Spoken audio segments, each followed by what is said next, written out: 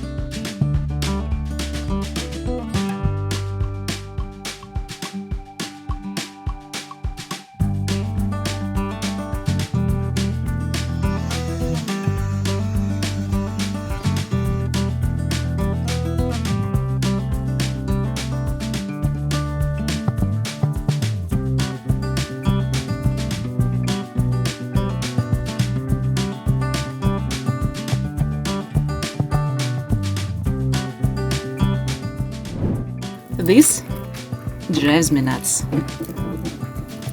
We'll try to cover it now. I have a ton of old acrylic. Let's see if it's alive.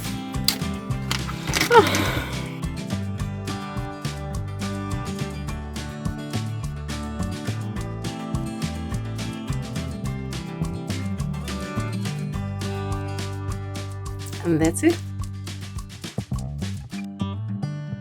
And finally I know why I went to art school many years ago.